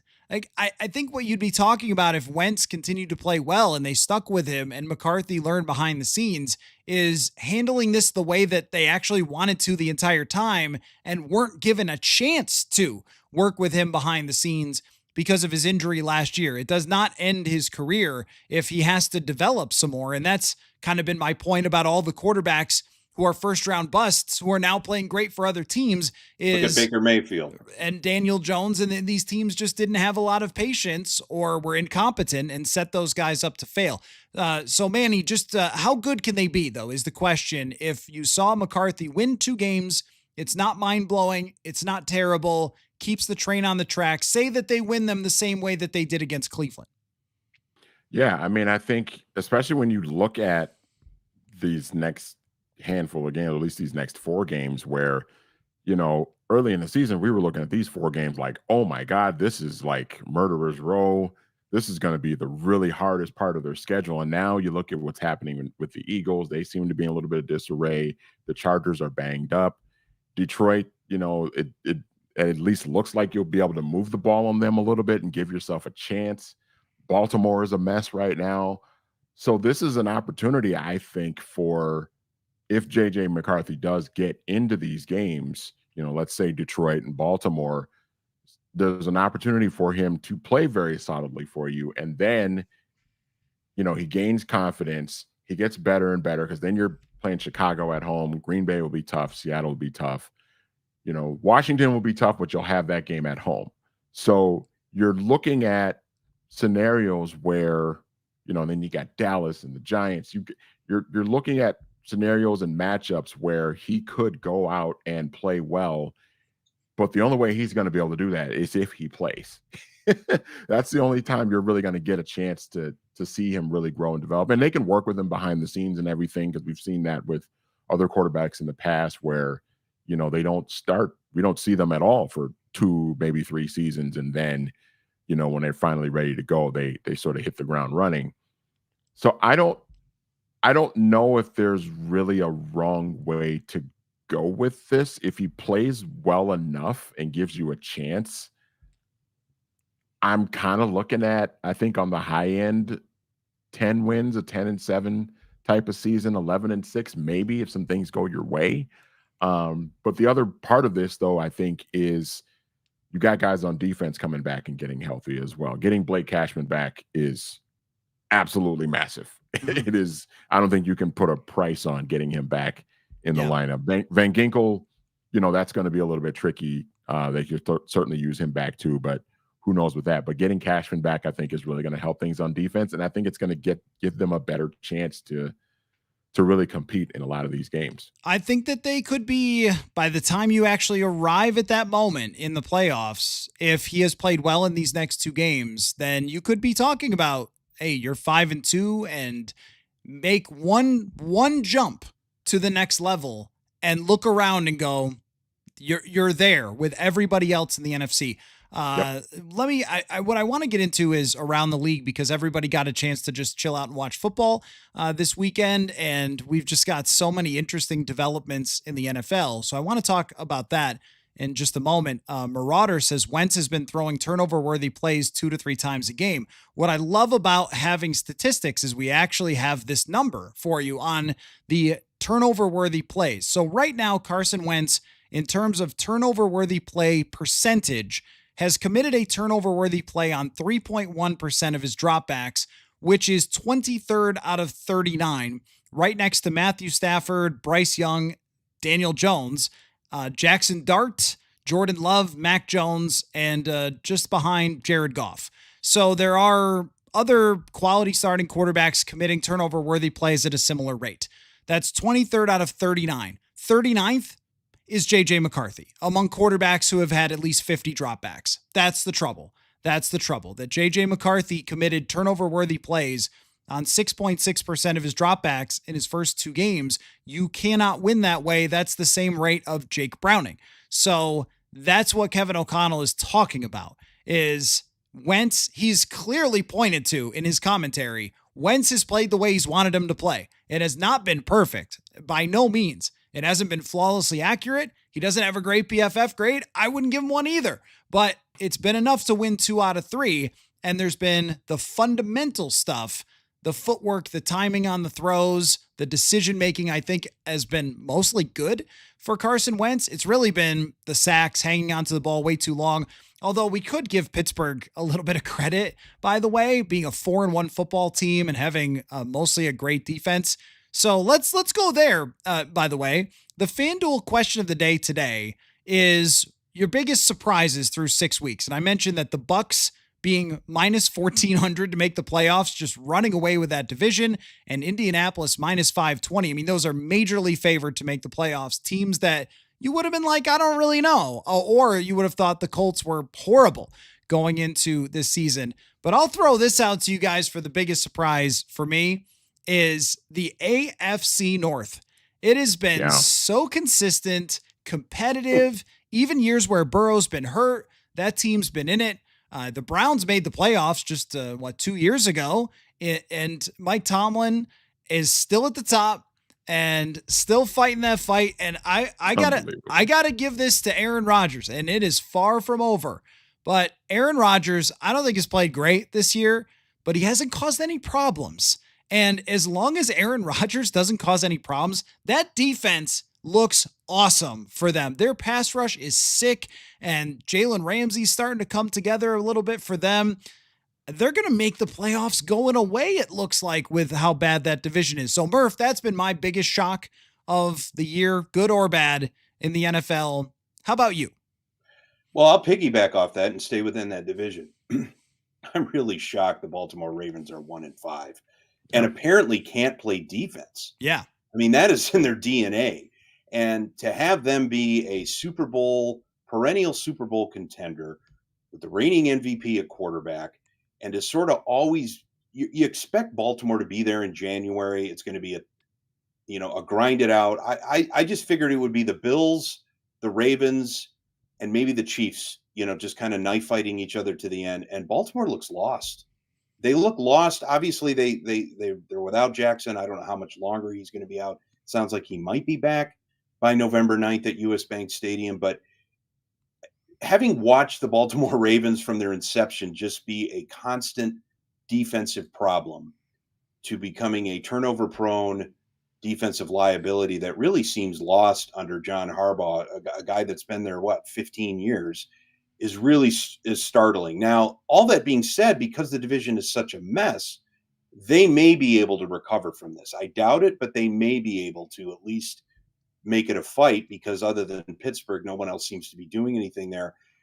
And then on the flip side to that, I would say the Buccaneers being 5-1 feels like, and Baker Mayfield being in the MVP conversation, not just because of how he's playing, because he's earned it, but because if you're chewed up and spit out by Cleveland and end up with 4 teams, despite all of the endorsements and sort of the superstardom that you had, maybe a bit before you earned it, these are kind of the stories that you don't see a lot of comebacks to, and this has been impressive to watch him single-handedly win games with his legs and his arms and his improvisation and just sort of his gaming skills. And we saw it a bit last year in that season opener against the Vikings. There was a little bit of that, and I just felt like it just feels like there's a shifting a bit. There always is a shifting, but I'd say those are the 2 biggest surprises. The fact that the Ravens are at the bottom at 1-5 and the Buccaneers look like the class of the NFC.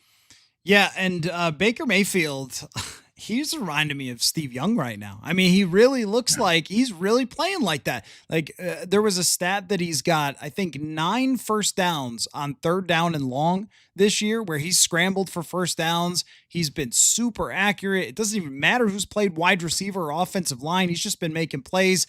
And it is funny because it's a comeback and underdog story, yet he was the number 1 draft pick in the NFL. And it's kind of like Darnold, where it's like, this is who the guy was supposed to be. It just took a lot longer and the right circumstance for him to eventually get there. Your biggest surprise, Manny? I got a couple. Piggybacking off of what Murph said about Baltimore. I mean, it's just to see the identity of the history of the Baltimore Ravens has been great defense. And to see their defense, they only gave up 17 points to the Rams yesterday, but I mean, it didn't matter. They, it was Cooper Rush playing quarterback and they only scored 3 points, so it didn't matter. But to see the Baltimore Ravens defense just get torched week in and week out is just unbelievable to me. And I think unbelievable to a lot of people. I'm going to go a different route. I think Tampa Bay is a big surprise to Indianapolis as well as they play, but Daniel Jones in particular. I'm a little bit surprised with, the New England Patriots are 4-2. Yeah.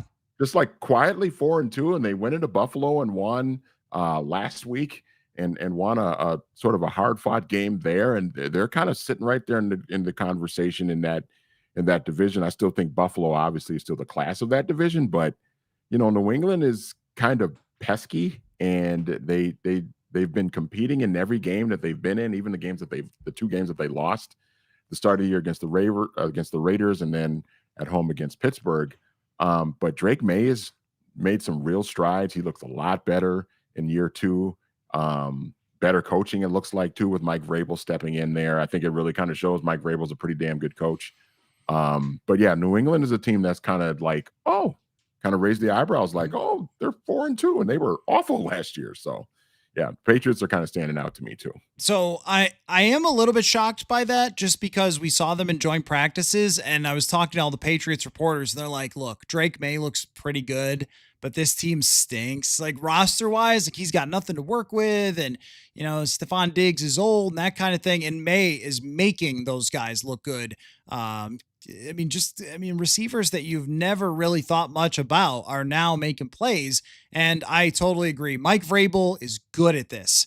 You don't win as much as he did with Tennessee with rosters that were up and down and Ryan Tannehill is your quarterback without being a good head coach. So I guess I am like mildly shocked, but not as surprised just because knowing who their coach is and the pedigree of the quarterback. I'm going to throw something out there that might be an overreaction to a half of football, but what if Buffalo's not that great? So like right now on FanDuel, Buffalo is the Super Bowl favorite at plus 600. And I want to talk about some of the other favorites, but they are losing 21-7 to the Atlanta Falcons. They lost last week to the New England Patriots. They actually had some moments against the New Orleans Saints. Spencer Rattler has been playing better lately, but they had some moments against the New Orleans Saints where they were in a little bit of trouble in that game. And they have just not been impressive at any real point so far this season. And just looking at the first half of this game against Atlanta, maybe JJ McCarthy is at home going, hey, that happened to me too. But Josh Allen is 5 for 12 with 98 yards. I mean, his numbers have just not been that good. They have bad receivers. It's just bad. Josh Palmer is their top receiver. Keon Coleman looks like a bust to me. Elijah Moore is still in the National Football League. Like Curtis Samuel, where's that guy been for years?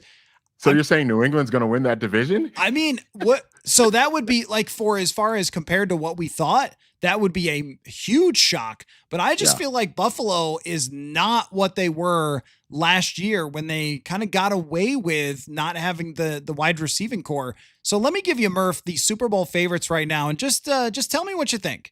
So the Bills are the Super Bowl favorite. I think that's fair, but I mean, they just have not been that impressive. The next two at plus 700, so very close, are the Packers and the Chiefs. Then the Lions, Eagles, Rams, Chargers after that. So the Packers, Murph, are second in the Super Bowl odds. I mean, are we wowed by the Packers? Because I definitely have not been these last couple of weeks. They kind of look like the same Packers that they've been for 3 years with Jordan Love to me. I think they're a very good team. I don't think they've reached greatness yet. I still feel like there's some shifting sands going on here in both conferences, right? We're not, it's mid-October, so we're seeing some of the warts show up on certain teams. We're seeing some of the same issues that may have been plaguing teams before, but we're also seeing other teams kind of step into the void and kind of create this whole new kind of level of expectation in a variety of divisions. Bottom line, I still think Green Bay right now is the second best team in the division behind the Lions, but I don't view them as formidable as I did maybe early in this, or before the season, mainly because of what you said. I think there are some moments where Love looks like he's a 2.5, 3/4 kind of guy, or the defense is a 2.5, 3/4 kind of a team. There hasn't been, other than that week 1 win against Detroit, I'm not sure there's been a complete performance by Green Bay yet. And the other thing, I wasn't paying that much attention to the Chiefs before last night, mainly because it's the Chiefs. Wake me in December, they'll be there. But with Rashid Rice coming back a little bit and seeing how Mahomes looked pretty comfortable yesterday, picking apart a pretty good elite team, I feel like the Chiefs are still going to be there at the end. And I think so much of that scar tissue and championship medal sort of keeps them in the conversation. It's easy to forget about them and kind of do this elevator game where we see this team rising, we see this team maybe falling, we see this team right. It still feels like Buffalo and Kansas City are the class of the AFC. Buffalo may not be a 14-win dominant team, but again, they're learning a lot of hard lessons in the regular season and also in the playoffs. They know what it takes. Green Bay hasn't been tested quite like Kansas City, and I know I'm toggling between conferences, but I'm trying to talk about the big picture of being an elite team, winning, coming close to winning, expecting to win. Green Bay is still kind of knocking on that door a little bit. I don't think everybody's expected them because they've kind of been a little brother to Detroit the last couple of years. So I'm still waiting to see really what Green Bay is exactly about and whether they are going to be the Vikings' biggest competition in the division or the Lions. How about Manny, the Lions? What you saw from them last night? Yeah, they do lose to Kansas City, looking very Kansas City-like. And when Mahomes is rolling like that, I don't know how many games he's ever lost where he has 130 quarterback rating at the end of the night. I'm going to guess that's pretty few. But at the same time, the Lions' wins just don't look all that shining. I mean, they've beat Cleveland, they've beat Cincinnati, they've beat Baltimore. Those are 3 of the worst teams in the NFL. You should beat them. They beat Chicago coming off of that crushing loss to the Vikings. We're going to get to Chicago in a minute by the way they're winning right now. But I mean, are you feeling like they are, if they get the secondary healthy, still really good? Maybe we were too high on them after a couple of mediocre wins. Like, where are we with Detroit? I still think that they are, sort of in that upper echelon, certainly in the NFC. I think that they are still certainly one of the favorites and one of the front runners to go on a run and get to the Super Bowl because of, the personnel that they still have. They still have Jared Goff, who's still playing well. I know he wasn't great last night, but, he's still been playing at a pretty good level this year. They still have the weapons on offense. Offensive line, still there's some question marks there, particularly on the interior side. And on defense, there's some question marks there too. But I think Dan Campbell, man, I think he's another guy that's kind of like Mike Vrabel, where you just look at him and you're just like, that guy knows what he's doing. And it's not going to be the locker room believes it. Right, exactly. And it's not always going to look pretty. It's not always going to be glamorous, but that's one of those teams that, they haven't won the championship yet, but they seem to have some championship DNA within that locker room, within that head coach. And what kind of stood out to me was Brian Branch does what he did to Juju after the game last night. And Dan Campbell goes to the podium after the game and basically calls him out and says, no, that's not okay. We don't do that here. And that, to me, I think, even though he's singling out his own player and calling out his own player, I think what that shows is a lot of, humility from the head coach and understanding, like, hey, I love Brian Branch and I need him to be at the top of his game. So what he did after that game last night is not acceptable. That's not the kind of team we want to be. We want to be a team that wins and loses with class, because there's a bigger goal that we have. And I think that kind of represents a team that I think is going to be there in the end, in the NFC championship game type of scenario. So it hasn't looked pretty for the Lions, and there's some question marks certainly on the roster, but I think ultimately they're going to be there near the end. I also think that the Lions can be buyers at the deadline and improve in some of the areas where they've been struggling, especially a second pass rusher. By the way, just as I was talking about how Buffalo has looked so flawed, they score a touchdown, and I wouldn't be shocked if they win this game. I just mean that for a team that's supposed to be a juggernaut, the runaway favorite, they've shown a lot more weakness than I expected so far for them this year. And just to touch on Chicago, it's a little hard to do this in the middle of these games because it's 13-7 Chicago right now. It could end 42-13 or something, depending on how stuff goes. But Caleb Williams is looking pretty good. And I don't mean he's looking amazing, but he is looking way better than he looked last year. And even in the first week against the Vikings, where it looked like the same Caleb Williams, and then it wasn't good the second week. But recently, it's starting to come together. Did we write off Chicago too quickly, Murph? Because if they win this game against Jaden Daniels against Washington, then all of a sudden Chicago is part of this conversation, and we're talking about Ben Johnson as potentially is putting his name into that coach of the year, putting his name into a quarterback whisperer. We've just seen, and right now, and again, middle of the game, Caleb Williams is 9 for 14 with 80 yards. He just looks more quarterbacky to me this year by far than he looked last year. And that's what we thought when Johnson took the job in January. We thought, well, now Chicago's going to be relevant. We're going to have a juggernaut division. I mean, it didn't come together quickly in the first couple of weeks.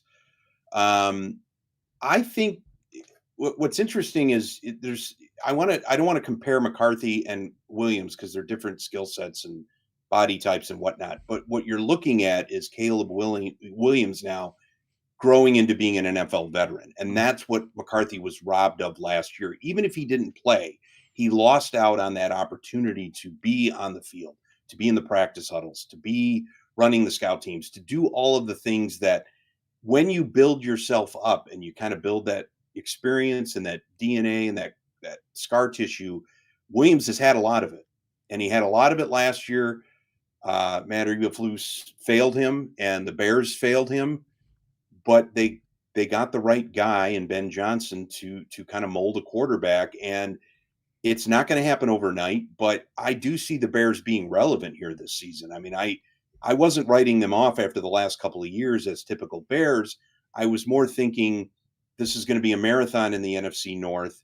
We're not sure exactly what the Vikings are going to become because of their quarterback situation.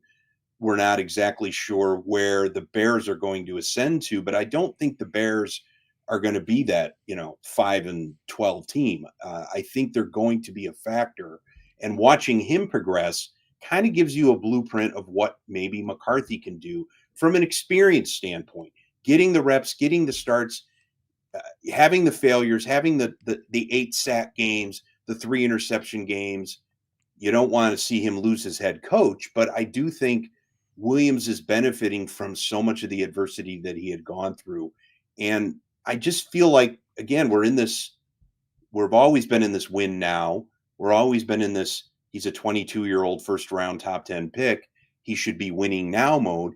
You referenced Steve Young earlier. I mean, he's the prototype of a guy that was an afterthought and had to wait behind a Hall of Famer in San Francisco before putting together his own Hall of Fame career. I'm not saying McCarthy or Williams should have to wait to their late 20s, but what I'm saying is it does take time for these things to organically play out and unspool. It's not as simple as looking at a schedule and saying McCarthy should do well here, he should do well there, the Vikings should do well here, they should do well there. schedule prognosticators in May typically shouldn't have jobs come October because so much has happened. So many scenarios have played out on and off the field with teams that you can't predict.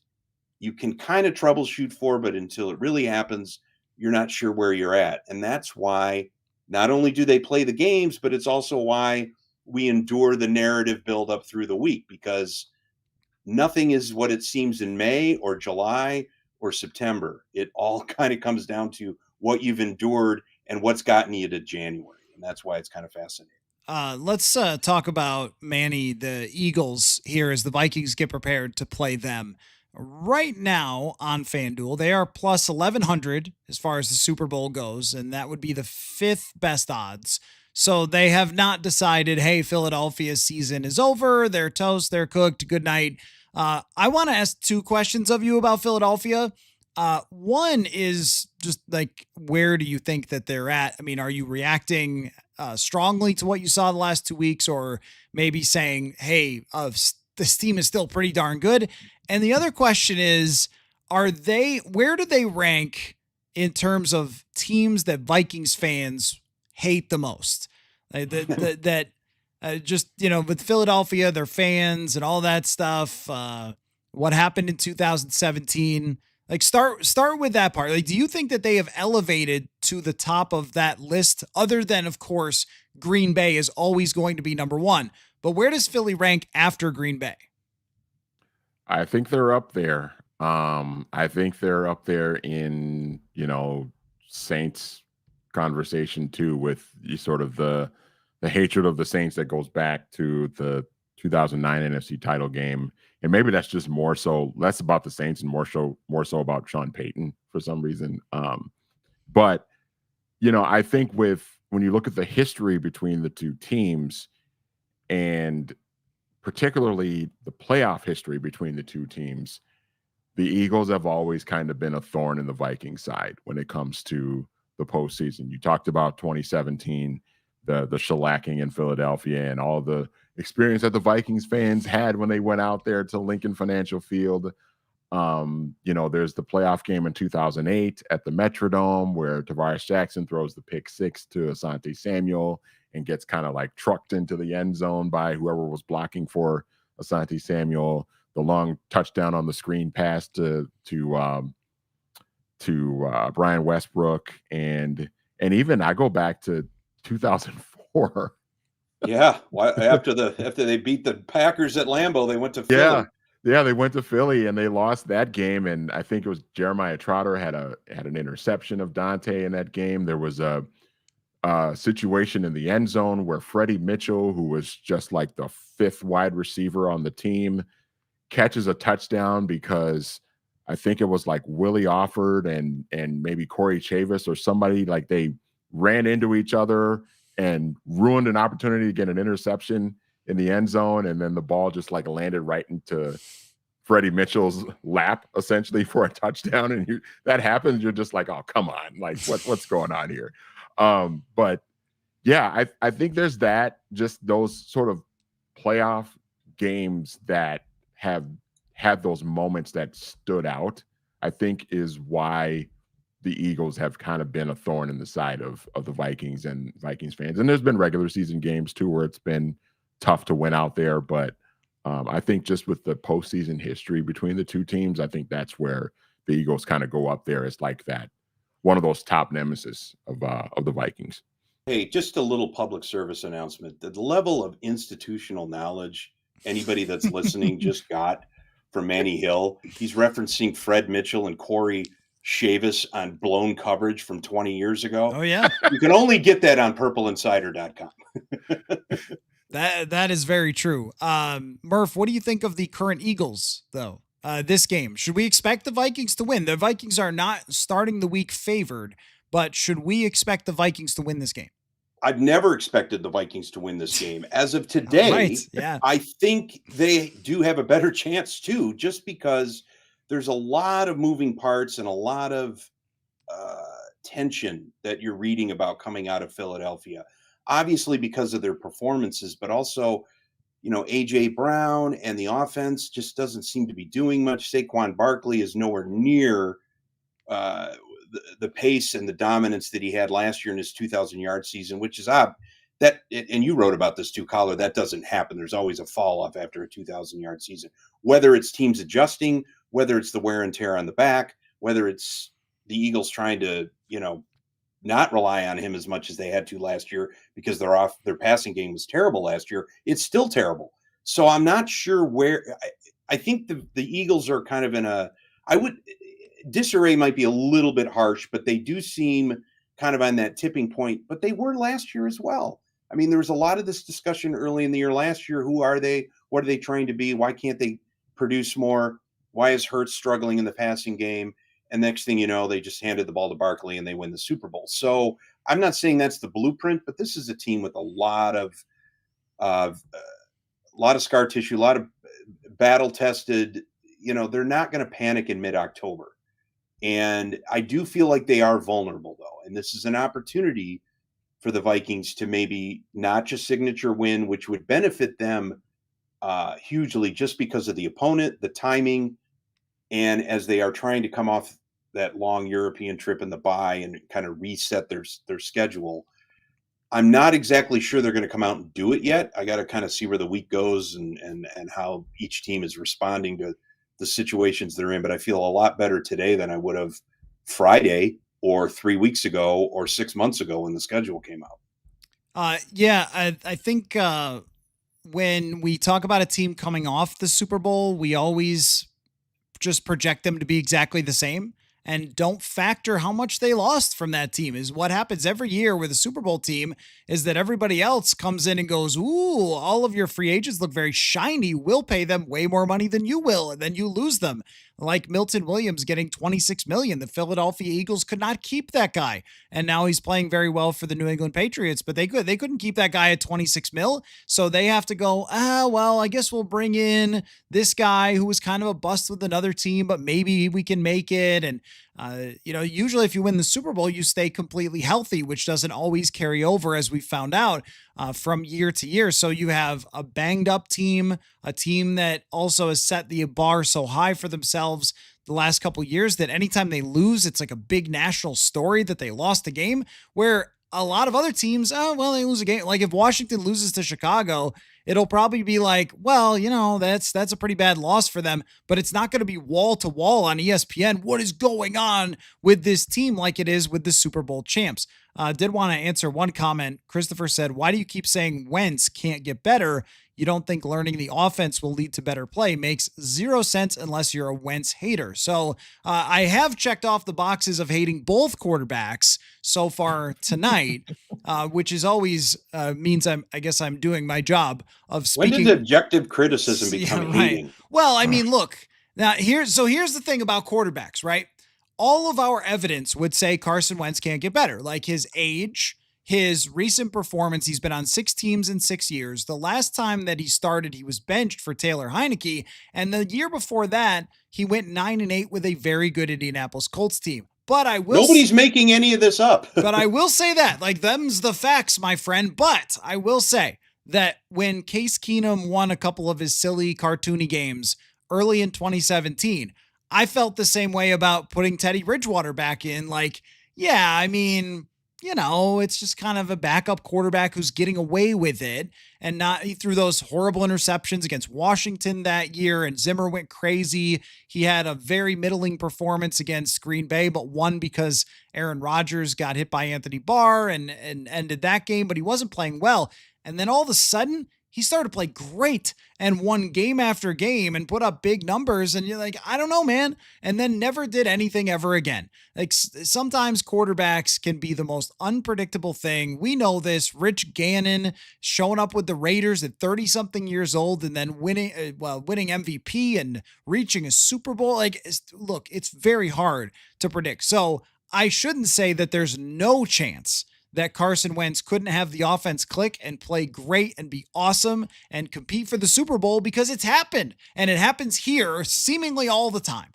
But there isn't much logic behind that, other than to say the guy's got a big arm and he's been pretty decent, but it's not like we have a big body of evidence to say that.